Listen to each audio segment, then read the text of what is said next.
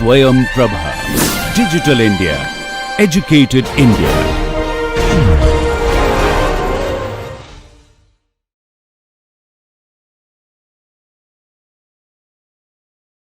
Application of structural dynamics, specifically with reference to a technology called seismic base isolation.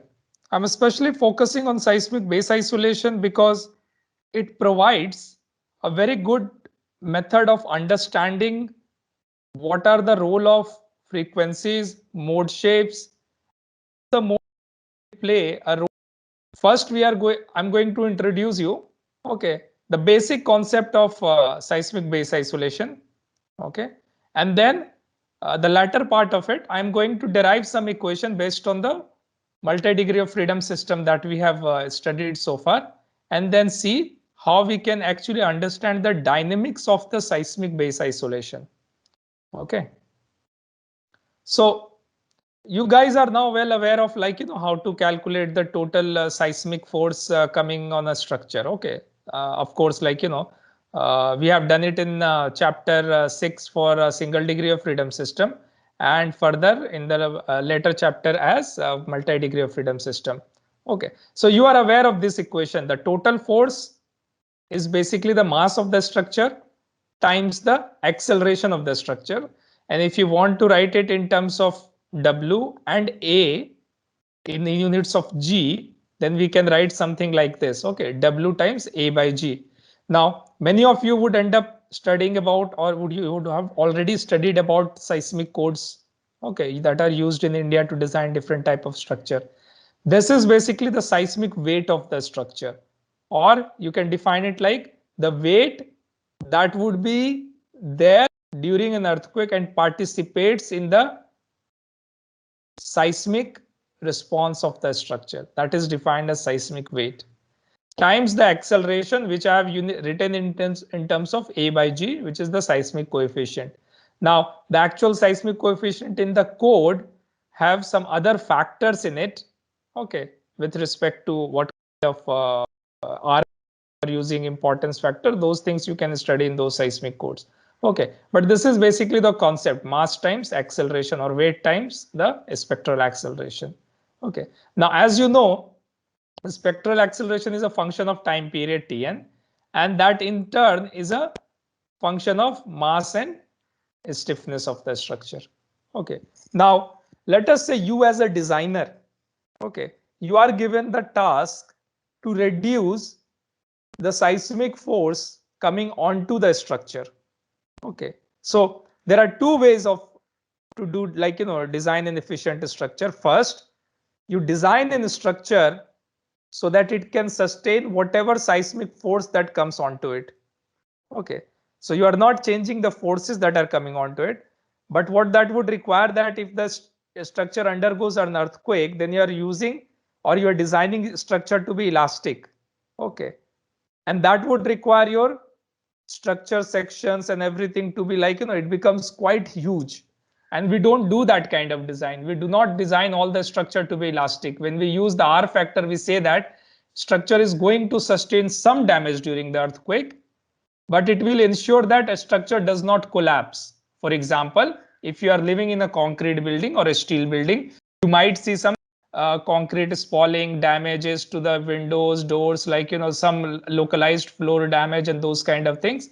But what it ensures, that the occupants inside that structure, they are safe, and that is called the collapse performance, or the collapse prevention performance objective of the design.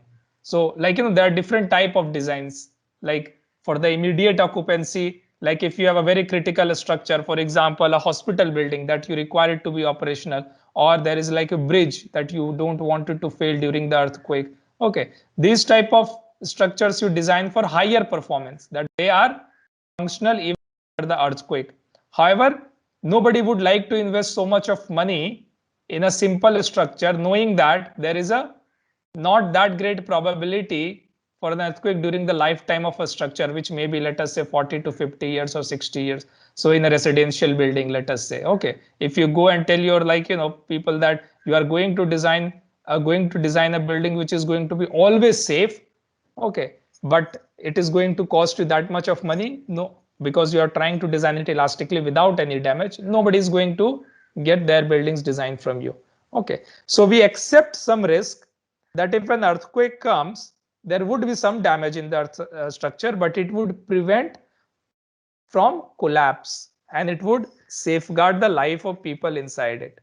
Okay, so that is one way of designing, that you actually go ahead and don't change the force, but actually design the structure to sustain those forces. Now, is there a method in which we can actually go ahead and reduce the forces that is coming onto structure itself? So what I mean to say, I know that the mass of the structure is more or less fixed, right? Once you design the structure, mass is almost fixed, but this parameter stiffness can be varied. Okay. When I look at this response spectra here, in order to reduce the forces that are transferred to the structure, and if you look at this variation of the response spectra, this is the design spectra, but the response spectra is almost similar. So you can see that in this range, okay, typically my structures are around here. Okay. Typically my structures are somewhere around here, depending upon how flexible or like rigid structures are here. Okay. In between structure here and some moment frame buildings, the flexible structure are here. Now, what I want to do is to reduce the forces that are transferred. So as you can understand, my goal should be to increase the time period here. If I increase the time period, then I go here and I basically reduce the acceleration from here to here. So I basically reduce the SAG if I increase the time period. Okay, so that is our goal. Now, if mass is fixed, one way to do that, how can I reduce the time period? Well, my time period is 2 pi m by k. Sorry, how I can increase the time period? To increase the time period so that my acceleration is reduced, I can reduce the k. If I reduce the k, my time period will increase. And then the net force transferred to the structure would decrease. And this is like the basic concept. Okay. So if I want to show you in terms of this, the design objective is this. Okay. Reduction in seismic forces we can obtain through the reduction in stiffness. Okay. So we can reduce the stiffness of the structure. However, there is one more problem. Remember that acceleration or the forces are not only the parameter in the design of a building. Displacement is also a parameter.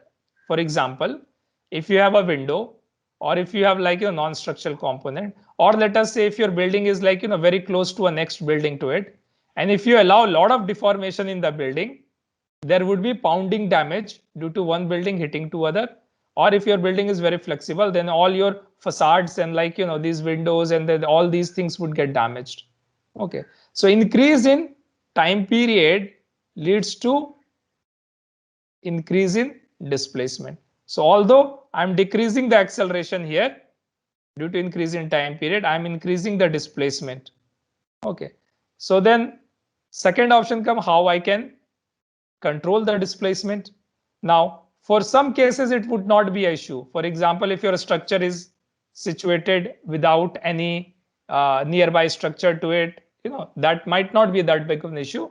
But you don't want too large of deformation in the structure. So you know that to reduce displacement or as a matter of acceleration or any response quantity, what we can do, we can increase the damping in the system, right? Remember, if this is my design of spectra for let us say 5% damping, if I increase the damping, it would somewhere like become like something like this on increasing the damping.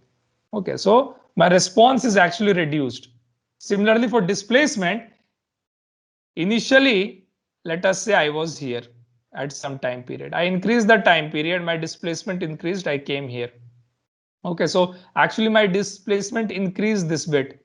What I want to do is to decrease this displacement or control this displacement. So what I do now, I increase the damping in the system. So if I increase the damping, I go from here and then I go from here. I might be able to either control the displacement to the original level or reduce it to some extent. Okay, so let us summarize this.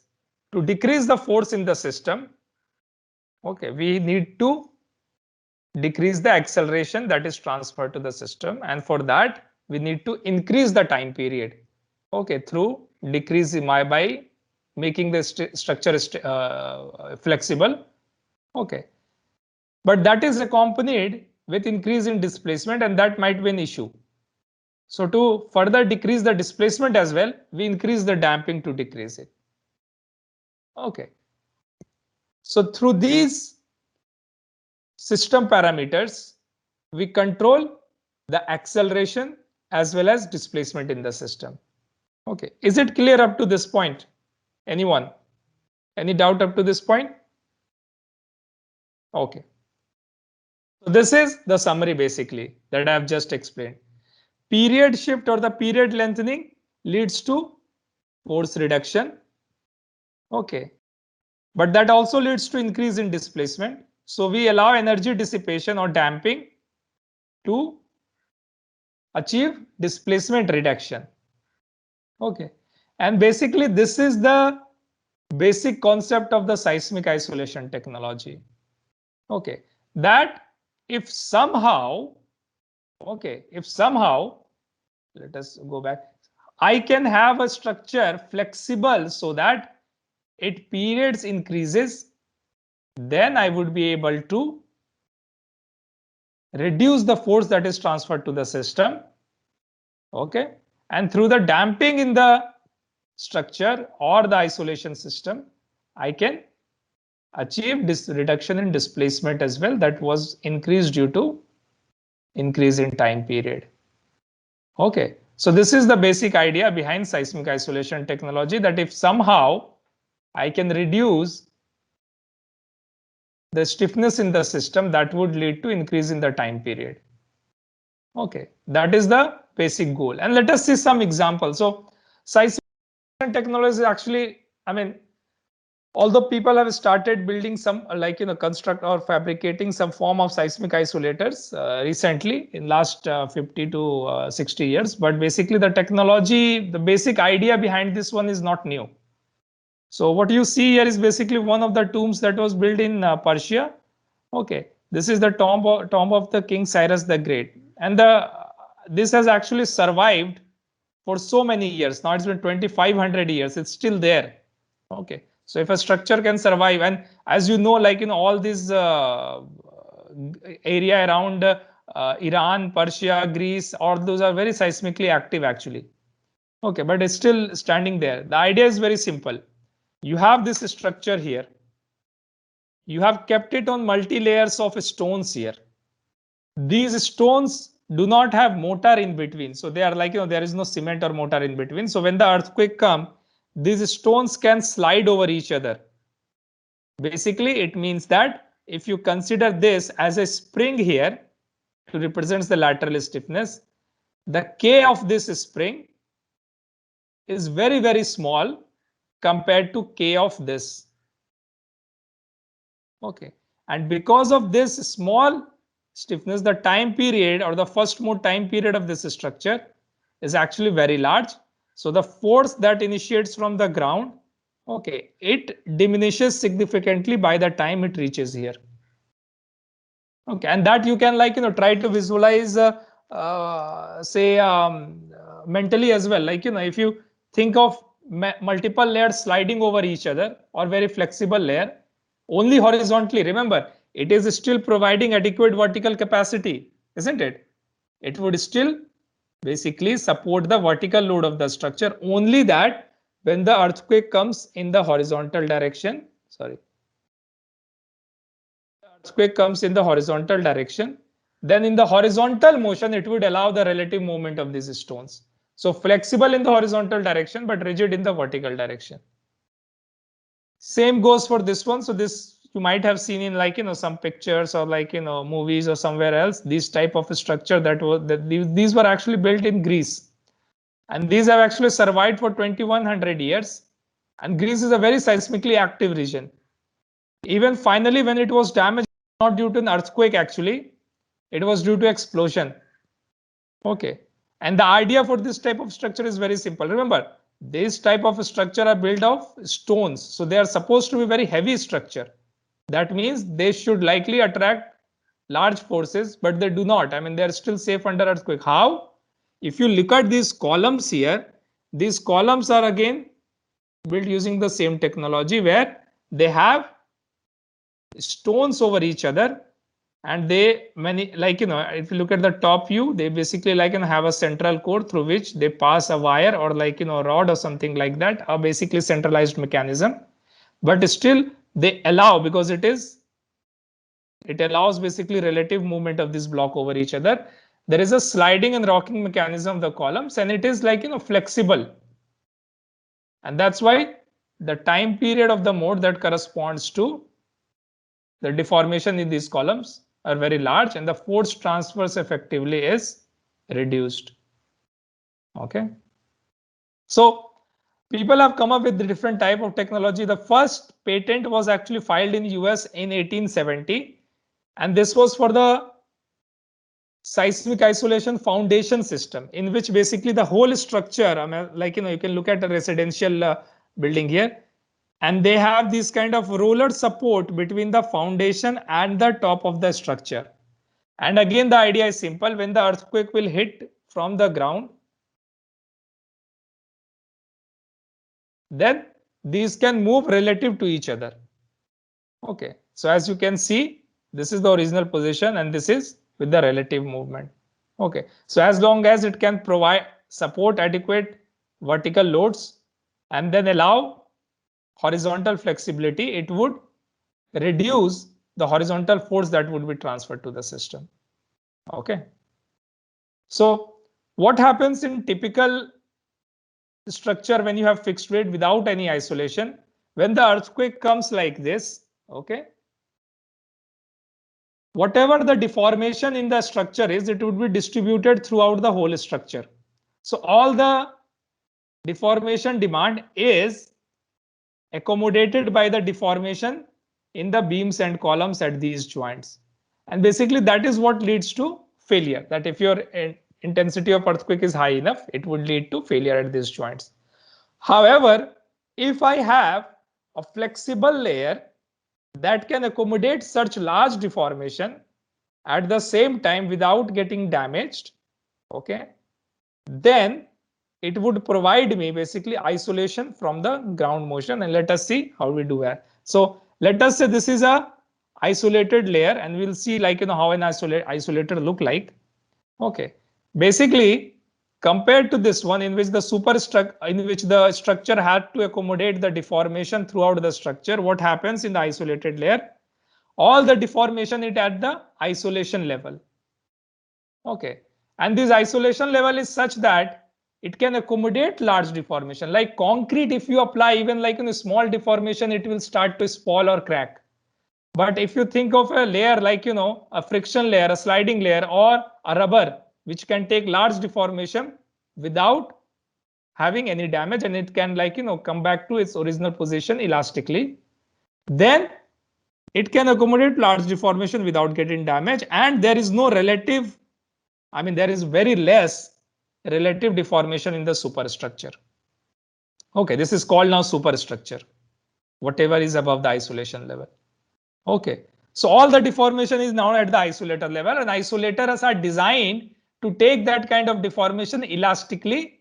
Okay, elastically means there is a nonlinear dissipation, but what I mean to say that it does not get damaged and it can come back to its original position most of the time without any residual deformation. Okay, so this devices that are at the isolation layer is called base isolator. Okay, so the devices that provide seismic isolation are called seismic isolator or base isolator. Base isolator is when it is at the base of the building. Okay, but as you can imagine, if you consider bridge, then it would be at the top of the bridge column. Okay, just below the deck, not at the base of the column. So that's why there we don't use the base isolation. We say the seismic isolation of bridges. But for buildings or other type of a structure, usually it is at the base. So we call base isolation. Okay. And these isolator have typical characteristic like this. So what should be the properties of the isolator? Now you should be able to answer this question. Okay. These isolators must be horizontally flexible. That is the first requirement, because it is supposed to isolate my structure from the horizontal ground acceleration. There is also vertical isolation, but we are not going to get into that because it is still not fully developed, that area. So we are only going to talk about horizontal isolation. Okay, so horizontal isolation. Okay, the properties of isolator should be, it should be horizontally flexible. That means the stiffness should be very low to increase the horizontal time period. But at the same time, it should also be actually stiff. So that means vertically it should be stiff so that it is still taking that load W. Okay, so horizontally flexible, but vertically stiff to take vertical load. It should be able to accommodate large displacement, because now I want all the displacement to be happening at the isolation level or through the isolator.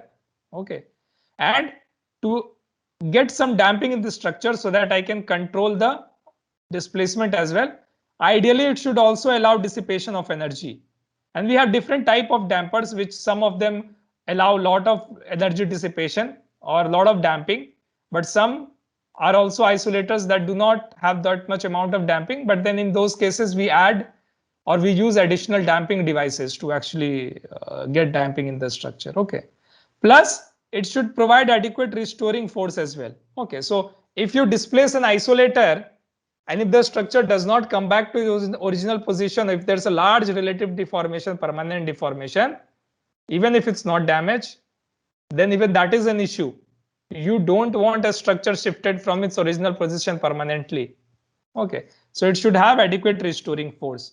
Okay, and these are properties, if you keep that in mind, if these are satisfied, then the isolators can be used as a seismic isolation device. And what I'm showing you is one of such as a seismic isolation device. Okay, which is basically a lead rubber bearing, in which what you have a multiple layers of lead and rubber.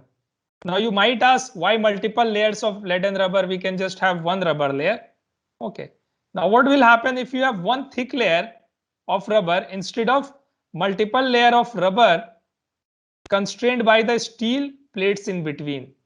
Now you know that through the theory of buckling, that if you have a very thick rubber and if you apply, and if the unconstrained length is large, then the buckling load is very small. And you can think it physically as well. You take a very thick rubber sheet and then you try to press it, you might be able to bulge it. But you take a very thin rubber sheet and then you try to press it, it would be almost incompressible. Okay, so the steel layers are provided so that basically instead of bulging, now the multiple layers would be constrained by these steel shims. Okay, so unconstrained length is actually reduced, and that increases the vertical buckling load capacity or the load carrying capacity in the vertical direction. So these are the roles of steel shims in the rubber layer.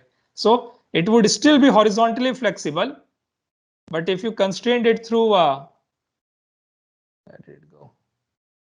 Constrain it through the steel shim, basically it would provide adequate vertical load capacity. Okay, so that's why we use multiple layer. There is a lead at the center. Lead is a very, it's like, almost elastoplastic material. Okay, it allows a lot of energy dissipation without getting damage. It recrystallizes it back to its original place if it's brought to its original position. Okay, so lead has the property that are suitable for energy dissipation in a seismic isolator. So we use a lead core here. The purpose of lead core is to allow energy dissipation. Okay, and these are external bearing plates through which it is connected to the column above it and the foundation below it. Okay, any doubt up to this point? Anyone? Okay, so as I said, there are different type of isolator. If you remove this lead, then this lead rubber bearing becomes simply low damping rubber bearing, which would not have as much energy dissipation capacity as lead rubber bearing, but they would be basically similar type of characteristic in terms of that they would have multiple layers of rubbers and steel. Okay, so Basically, seismic isolators are divided in broadly in two categories. One is rubber based elastomeric or rubber based bearing, and second is sliding bearing. So a rubber bearing, you have multiple layers of rubbers and steel. Okay, and it provides horizontal flexibility. In sliding bearing, basically, as the name implies, you have two surfaces sliding over each other, and you make these surfaces curved so that it provides restoring force. Okay, and this is works something like a pendulum. Okay, basically the weight of the structure on a curved surface provides the restoring force. Okay, and there are different type of sliding surfaces: single, double, triple. Basically, you can get into more detail as if some of you take any type of work in this area, but these are the typical type of rubber bearings. Now, one of the construction detail that I've shown you, that if you don't know how it is connected, this is the rubber bearing here in between. Through the bearing plate of this elastomeric rubber bearing or the isolator, it is connected to the foundation pedestal below, and your columns would be here. Okay, and there would be several such isolators below the structure, and these are different type of sliding bearings. Okay, so there have been a lot of application around the world, including US, Japan, New Zealand, Europe, of these isolators, rubber bearings as well as sliding bearings. So they have been used for historic buildings. Okay, they have also been used for bridges. So what you see here is a bridge in Maryland and Virginia. Basically, these are the rubber bearings, lead rubber bearings, just below the deck support. Okay, where it is actually resting on the pier. It has been also used for offshore platforms. So what you see here is a big gas platform, and it is supported on sliding bearings here. You have 4 columns here, and it provides the dual functionality of isolating from the earthquake as well as ocean waves. What you see here is a big LNG tank that is in Greece. Okay. And some nuclear power plant have also been isolated using rubber bearings. These are the structures in nuclear power plants in France. There have been now started to have Indian application of rubber bearings or sliding bearings or different type of isolators. So what you see here is the first Indian application, and this was in the Bhuj hospital. So as you might be aware, after the Gujarat earthquake, the Bhuj earthquake, that hospital was destroyed. So they built a new structure and used seismic isolation technology, because this is one of the area where seismic isolation would be really beneficial, because it would allow a lot of it can sustain large earthquake without having significant damage to the superstructure. Okay, so what you see here is in the basement, the rubber bearings are basically involved at the top of these basement columns. Okay, here are the rubber bearings, and this is the superstructure. All right, any question up to this point? If not, then what I'm going to do now, just briefly discuss the dynamics of it and see how through the dynamics we can understand the dynamic behavior of these seismically isolated structure. Okay, seismically isolated structure we can understand, okay, using a 2 degree of freedom representation of the structure. Okay, so basically what I'm saying, let us say I have a structure like this. Okay, this is a structure, and then I have isolators. Okay. So, and I'm let us say initially these isolators were, let us say, here. Okay, and due to ground excitation, it has deformed from this position to this position. Okay, and it might not be like this. Maybe I should draw it like this here, because there might be deformation in the structure as well. All right, now what I'm going to do now, I'm going to write down the equation of motion for this seismically isolated structure. Let us say, so this is the isolation layer here. This is the bearing that I have. or the isolation. So overall, everything is being represented as a macro model. Like, all the isolation system is actually combined here. All the superstructure is combined in M, and we are representing it through the masses in stiffness. So let us say this is the mass of the base mat, which is MB, mass of the superstructure, which is M. Let us say it is undergoing ground excitation UGT, so that this deformation is UG here. This deformation is, let us say, VB here. And then I have top deformation. Okay, but what I'm going to do, instead of saying from here to here, I'm just going to write down the top deformation is relative to the base. So just keep that in mind. This is different from what we have done till now. What we have done for multi-degree of freedom system, we had said that we are going to measure it from this position. Okay, and it does not matter. We can write down the equation using these with respect to any reference frame, as long as I'm being consistent in writing down the equilibrium equation. Okay, so keep that in mind. I have UG here. Deformation of the base is VB. Relative deformation of the superstructure with respect to base, now I'm representing through VS. Okay, and the whole deformation of, or the whole stiffness of the isolation system, I'm representing through KB, saying that this is the stiffness of the base isolation layer, and then the damping of the base isolation layer through CB. Similarly, for the superstructure, I'm representing it through KS and then CS. Okay. Any doubt up to this point, anyone? Okay.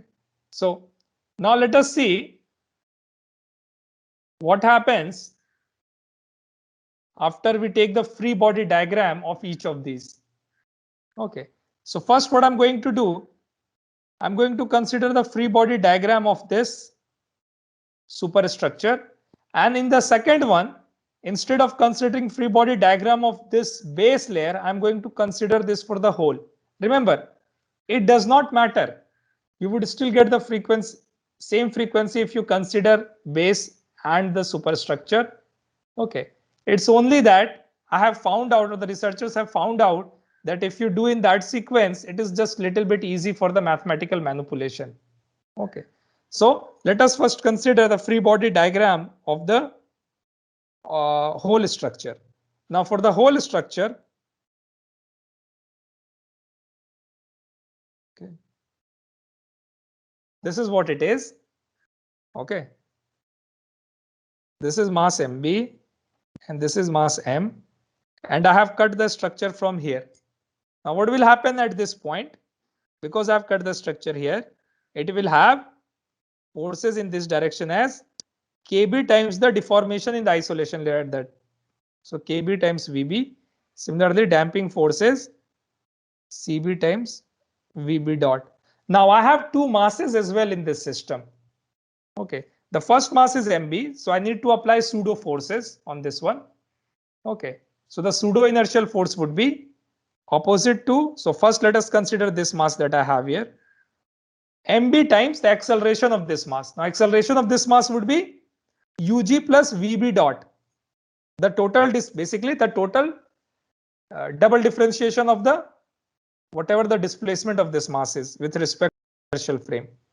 So this is UG double dot plus VB double dot. Now for this, the M that I have, okay, it is undergoing what displacement? It is undergoing UG here plus VB plus VS. So the acceleration of this mass is mass times UG double dot plus VB double dot plus VS double dot. Okay, and it would be opposite to the direction. Okay. All right. So once we have this, okay, let us now consider the free body diagram of the superstructure. Just this part here. So this is M. Again, the force that I'll have would be due to Ks times the relative deformation. Okay, this is S, and then CB times, not CB, CS times Vs dot. And the inertial force would be mass times Ug double dot plus Vb dot plus Vs dot. Okay. Now let us write down these two equations of motion. So let us first write down this mass times Ug plus Pb plus Vs plus Mb plus Ug plus Vb plus Kb Vb plus Cb Vb dot, and this is equal to 0. So I'm just going to rearrange this and I will get this as M plus Mb times Vb double dot plus M Vs double dot plus Cb Vb dot plus Kb Vb, and I will bring this this term on the right hand side, M plus Mb times Ug double dot. For this, similarly, I'm going to write it as M Ug plus Vb plus Vs double dot plus Cs Vs dot plus Ks Vs equal to 0, and I can keep it on the this on the left hand side, MVb plus MVs plus Cs Vs dot plus Ks Vs is equal to minus M Ug double dot. So this is my equation 1.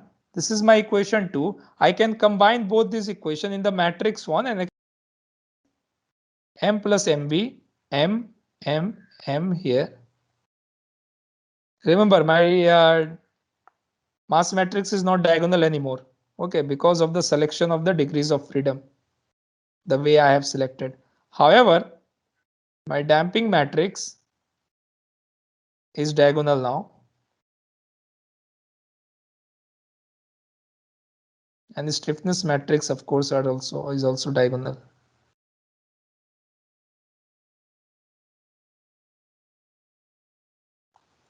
And now on the right hand side, basically what I have is M plus MB, M, and then 1, 0 I can write, and then Ug double dot. Okay, so I can write this equation like this. What I have here is M times vector V here. Okay, V double dot, and then C times vector V dot plus K times vector V here is equal to minus M times influence vector times Ug. This is the equation of motion that we have been previously dealing with. Okay. Now what I'm going to do, remember, what is M by MB? M plus MB? M plus MB is the total mass of the system, isn't it? If you look at this structure, the superstructure mass M plus MB is the total mass of the structure.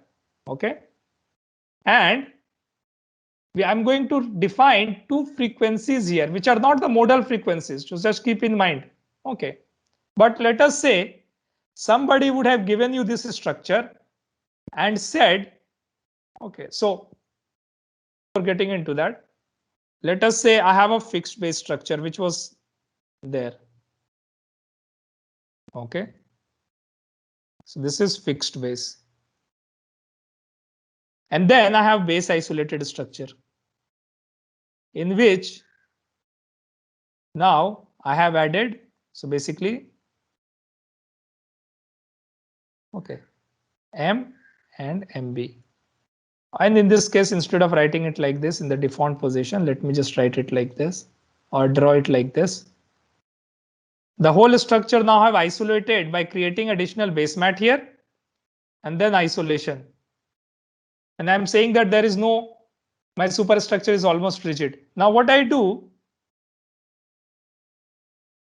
if you had, somebody would have asked you, please do the single degree of freedom analysis, not the 2 degree of freedom analysis for both these. Now in this case, if this is Ks and this is M, then I can define for the superstructure a quantity called omega s, which is the frequency of the fixed base model, single degree of freedom model, would be simply as Ks divided by M. Similarly, for base isolated, I can define omega B, and again for a single degree of freedom system. So both these are, we are considering SDOF and SDOF system.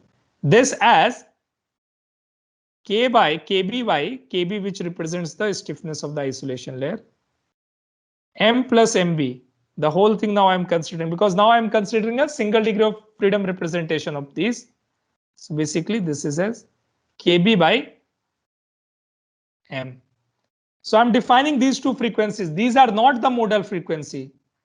So I'm just going to write down not the modal frequencies, but these are frequencies for these structures. If it had been fixed base, or if I would have considered a single degree of representation isolated, not the 2 degree of representation that I have still yet to solve, not the modal frequencies.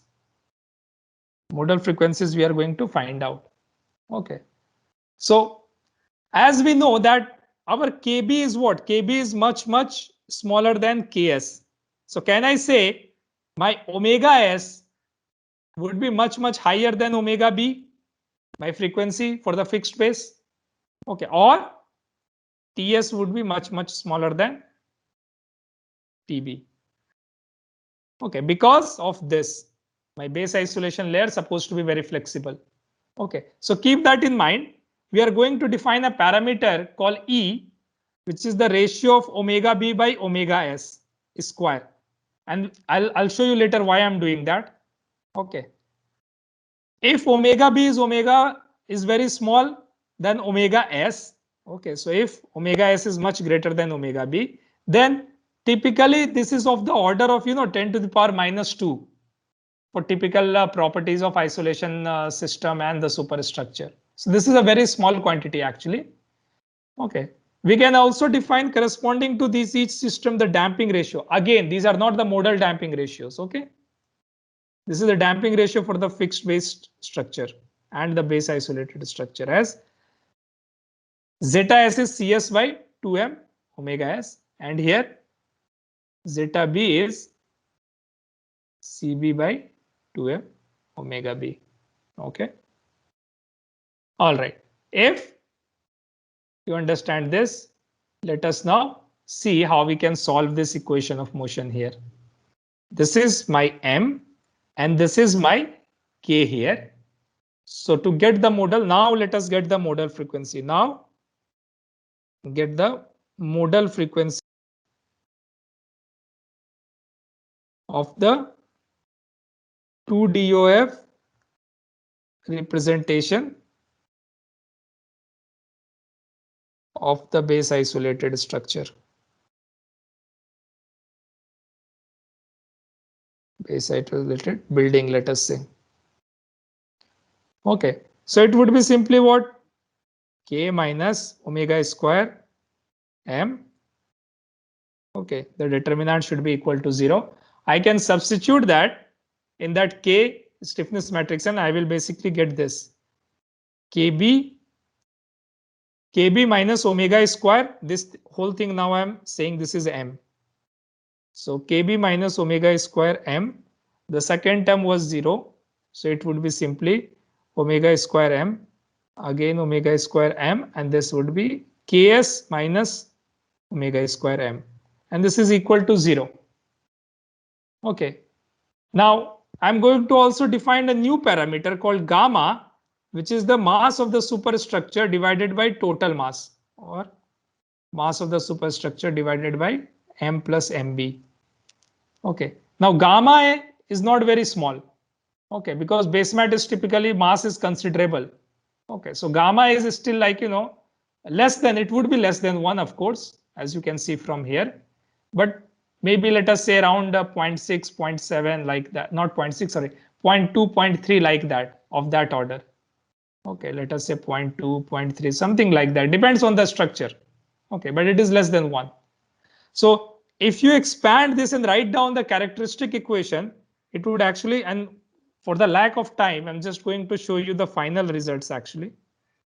Okay, you can do all these calculations yourself. In fact, if you want to understand the base isolated structure and the dynamics of base isolated structure, it is suggested that you go ahead and derive all these expressions. So if you solve this quadratic equation in omega square, you are going to get modal frequencies. Okay. And you are going to get mode shapes. Okay. So the modal frequencies, after taking this approximation that this is 10 to the power minus 2 and gamma is less than 1. Okay, you will get omega 1 as approximately equal to, I should not say equal to, approximately equal to omega b, and omega 2 approximately equal to omega s divided by 1 minus under root 1 minus gamma. Okay, and I leave that you for you to derive. Do derive that. How do we get there? Okay. And we can go back to the equation and we can also find out the mode shapes. So the first mode shape that we get is actually 1 theta. And the second mode shape that we get is, okay, little bit more convoluted than this. This is 1 and this is minus 1 minus, sorry, 1 of 1 minus gamma zeta divided by gamma. Now look at the value and what can you say to me? Even if I consider a 2-degree representation of base isolated structure, the first frequency or the fundamental frequency comes out to be closer to if I had considered the system as a single degree freedom system of the base isolated structure. So it comes out to be approximately equal to omega b, even if I consider the 2-degree representation. Okay. And if the second frequency is basically it is closer to omega s, but it is not exactly like, omega s like we had for the first mode. So even if multi-degree representation of the base isolated structure, the first frequency or the time period or the fundamental mode actually comes out to be very close if you would have considered it as a single degree of freedom system with stiffness equal to stiffness of the isolation system and the whole superstructure as a single mass, okay, m. And look at the mode shapes here. I have already told you my E here is very small, around 10 to the power of the order of 10 to the power minus 2. What does this tell you? Both these have been normalized with respect to now not the top floor, but with respect to the isolation level displacement. Okay, so what it basically means that if I consider the deformed shape for the first mode, okay, it would look like something like this. All the deformation in the, so remember, this is my phi 1 1 and the deformation in superstructure is actually very small like this. And this is my, remember, phi 2 1 is this is zeta, which is very small. So first frequency can be approximated as the isolation frequency, and for that mode the contribution of the superstructure is very small, very little deformation. For the second mode, basically what I see, okay, second mode has relatively larger contribution of the superstructure deformation. So let us say again, I'm normalizing with respect to this. So let us say this is 1 here. Now the upper one is actually negative. So deformation comes out to be somewhere around like this. Okay. And this is my phi 2 2 and this is phi 1 1, which is equal to 1. Okay. So this is phi 2 2 and this is phi, sorry, 1 2, not 1 1, 1 2. Okay. So if I want my isolation system to be effective, what I can do here, okay, I can increase the contribution of this mode so that only the isolation modes participates, because this mode is not good for me because it has deformation in the superstructure. So if I can minimize the contribution of this mode, then I know that this mode would have little contribution to the total overall response, and I can minimize the damage to the superstructure, and I can achieve isolation which is more effective. And how do we find out the isolation? Basically, isolation contribution, the response contribution of different modes using the factor gamma and gamma 1 and gamma 2. Remember, and we can actually find out that gamma 1 and gamma 2 as you have now mode shapes. So just substitute it here and see what do you get. And see what do you get as gamma 1 and gamma 2. You do the calculation, you'll find out this gamma 1 is actually comes out to be 1 minus approximately equal to 1 minus gamma E, and this would be gamma E. So that gamma 1 plus gamma 2 is equal to 1. Okay. Now what do you see here? I've already told you that gamma 1, okay, I want the contribution of this mode to be higher. So to do that, what I need to do, I need to have this value very small so that my gamma 1 becomes 1 and all the contribution comes from this one and very little contribution from this one, because this would have damage to the superstructure. I don't want this mode. So I can design the structure such that my gamma 1 is approximately equal to 1, and which can be done if indeed zeta is very small, not zeta, sorry, E is very small, which is nothing but omega B by omega square. This is very small. It would mean that omega is much less than omega S. So if your base isolation frequency is very less compared to the superstructure, or in simple word, I can say that if your isolation system is very flexible compared to superstructure, or in other words, superstructure is very rigid compared to the isolation layer, then you get effective isolation. And we have proved that by doing modal analysis here. Okay. And this is basically the basic dynamics behind seismically isolated structure subject to ground excitation. If you understand this, you can always build on this knowledge. Okay. And then you can, so right now I have only talked about seismically isolated structure, but now know that you can extend this knowledge to any type of multi-story building, isn't it? For example, if you want that some modes are undesirable because those modes are leading to a lot of failure in a system. So if you want to reduce that mode, you want to reduce the contribution of the node, and then as a designer, you need to change some system parameter or the structure parameter so that you can achieve that. And this dynamics, actually, all the concepts of dynamics play a big role, okay, in designing different type of system for structural as well as other type of system like mechanical systems, aerospace system, all different type of systems. So if you understand this, modes, frequency, the contribution of the modes to overall response, you can pretty much understand the dynamic behavior of any system. Okay. Is this clear up to this point? Anybody has any doubt from the presentation that I made or the equations that we have derived? Okay. If not, then I'm going to conclude this lecture. Okay. And you can go through this derivation again. If you, and I've already given you major steps. If you feel you have doubt in any of the steps, okay, and you are not able to derive it, just email me, or I can just post the derivation. But I want you to do it yourself because it would clarify a lot of concepts for you in terms of modal contribution and all those things. Okay. All right. So we are going to end this lecture here today.